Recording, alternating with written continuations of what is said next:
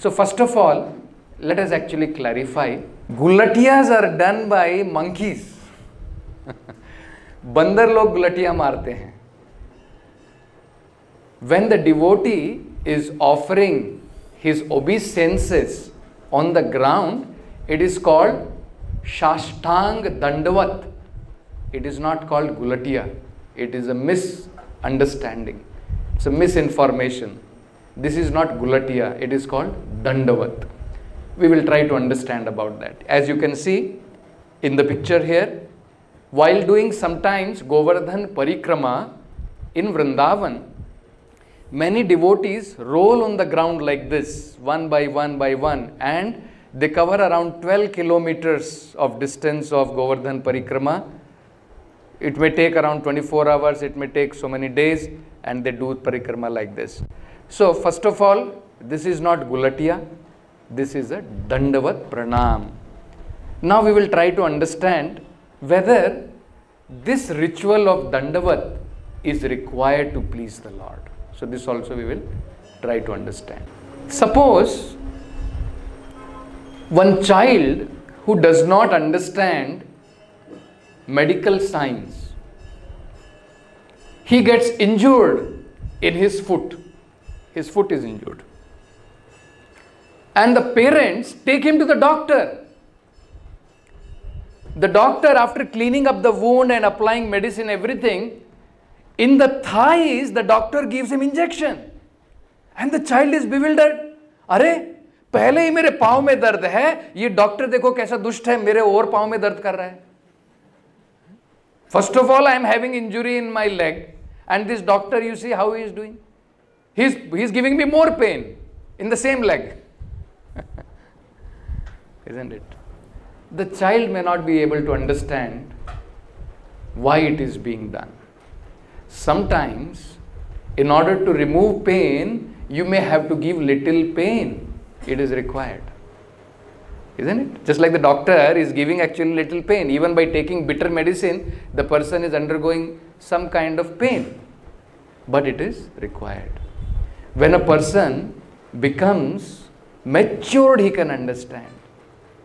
Somebody who has gone little off the track in his mind, in the medical treatment, sometimes बिजली के झटके दिए जाते हैं.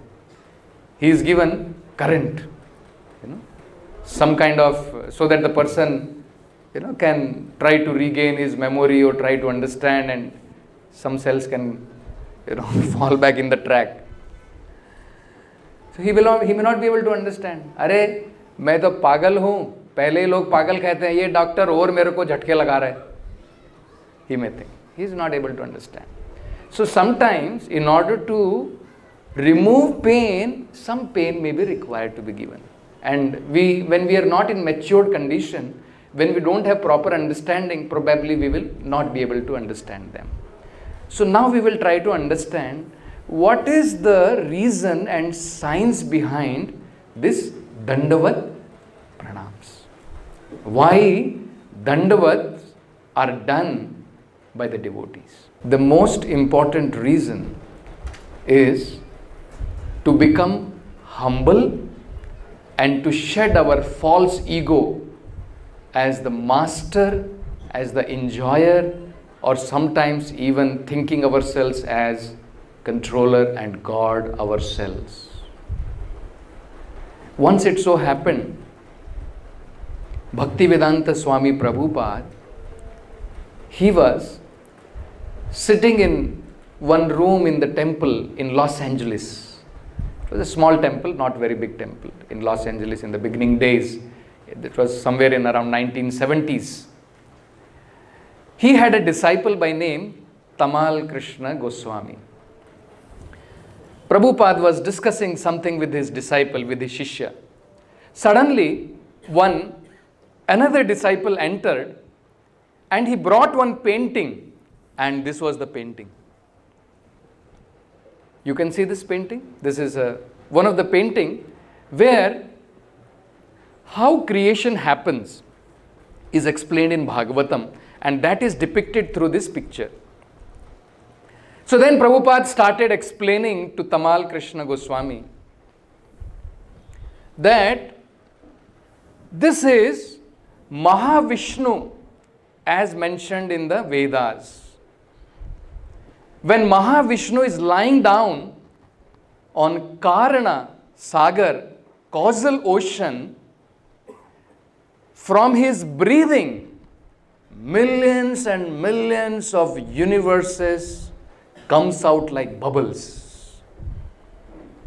And in each and every universe, where there are millions of universes, there are many, many planets, right? We all know also, according to science, there are many universes.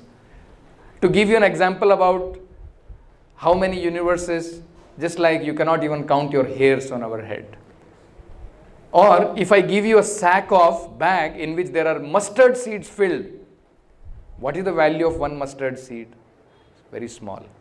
In a bag of full mustard seed. Similarly, millions of these universes are coming out. And in each and every universes there are many planets. And then Prabhupada said, out of all these universes, we are in one small universe. And in that universe, there are many planets. In that planet, we are residing in Earth planet. On Earth planet, there are many continents. And now we are in American continent. In American continent, there are many countries, many cities. And like that, among all those cities, we are sitting in Los Angeles. And in Los Angeles, there are huge, many buildings. And now we are sitting in this small room.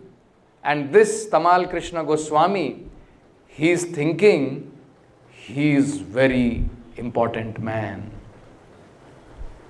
You see? So Prabhupada just wanted to give the understanding about how we have to understand our humble position.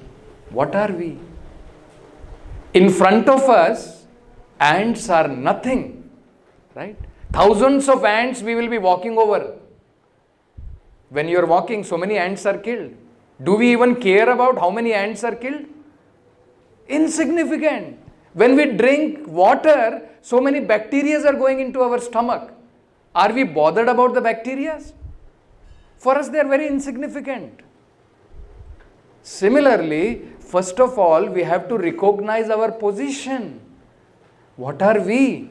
We are sitting in a one small planet called Earth and we are assuming so much importance.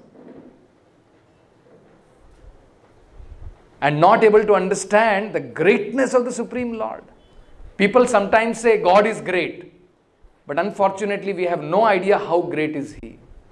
Janmadhyasya yataha anvayat itarataschartheshva abhigna swarat. It is said in the Vedas, from whom everything has come into existence. That is called God. So just imagine. We put one small Sputnik in the space and we become very happy. Can we put planets like Earth? Can we manufacture moon planet? So we should recognize our insignificant position. First thing to understand reality is, what is knowledge is to understand reality. That is called knowledge. So we have to understand God is great, we are very insignificant. But now we have assumed lot of importance for ourselves. No, I am controller. So sometimes Prabhupada used to say, what kind of controller are you? You cannot even control your stool, right? You have to rush to toilet, you cannot even control, you cannot control your eating. If you eat something more, isn't it? That also you cannot control. I used to give an example. In my college, there used to be a competition sometime. I was from St. Joseph's College in Bangalore. There used to be a competition, who will eat more number of ice creams. So I have seen many students. And I was seeing one student ate around 21 ice creams. The moment he took 22nd ice cream, he took out all the ice cream he had eaten. He vomited everything. So even that much is not under our control. And we are thinking we are supreme controller. Death is not under our control. Old age is not under our control. So first thing, lesson we have to learn is, our insignificant position. That is a real knowledge. So this Dandavat is a ritual which makes us humble. Not pride and with this kind of stiff head and we are thinking, walking like a boss. No. At least in front of God, we recognize our humble position. That is the whole idea. So that is the ritual behind, that is the reason behind it. That it is basically to shatter our false ego and to develop that humility regarding the Supreme Lord. So, it is not unscientific. There is a feeling attached to that. There is a reason attached to that.